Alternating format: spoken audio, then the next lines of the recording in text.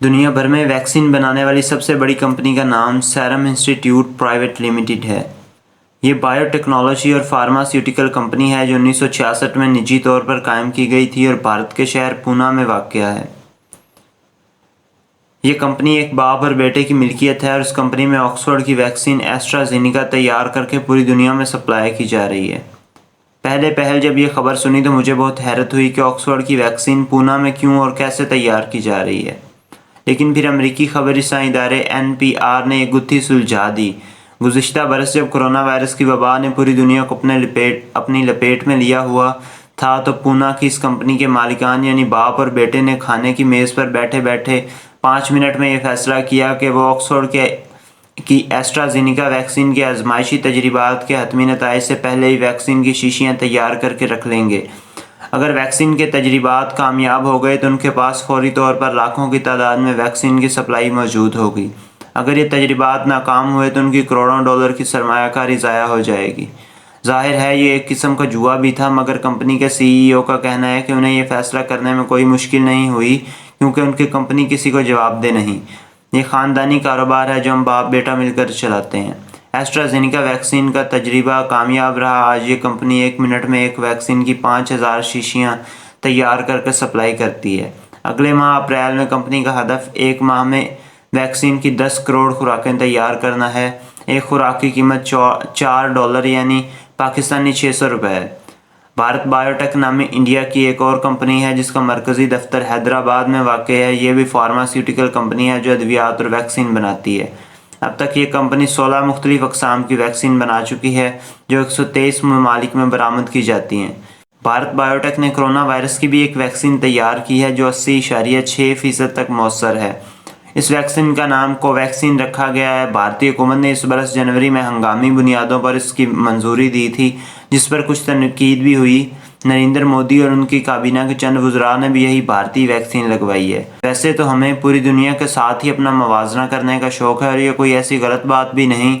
خود احتسابی کے لیے ضروری ہے کہ ہم جانیں کہ پوری دنیا کے مقابلے میں ہم کہاں کھڑے ہیں، مگر صحیح معنوں میں ہمارا موازنہ اگر کسی ملک کے ساتھ بنتا ہے تو وہ ہندوستان ہے، کیونکہ 74 سال پہلے ہم اسی ہندوستان کا ہی حصہ تھے اور چونکہ یہ ایک ہی ملک تھا سو مسائل بھی ایک جیسے تھے، کرپشن اور اقربا پروری، کام چوری اور نااہلی۔ لیکن پھر ان 74 برسوں میں ایسا کیا ہوا کہ آج انڈیا کی کمپنیاں کرونا ویکسین کی کروڑوں خوراکیں تیار کر کے دنیا بھر میں تقسیم کر رہی ہیں اور ہم منہ اٹھائے ہونکوں کی طرح ایک دوسرے کی شکل دیکھ رہے ہیں۔ 74 برسوں میں جو کچھ ہوا اسے بیان کرنے کا یہاں موقع ہے اور نہ کچھ فائدہ۔ بس اتنا کہنا کافی ہے کہ ہماری نسل کو کچھ لطیفے اور جملے رٹا دیے گئے جن کو ہم نے سچ سمجھ لیا تھا۔ مثلاً ایک پاکستانی انڈیا گیا تو وہاں اس کی ملاقات ایک دانشور سے ہوئی۔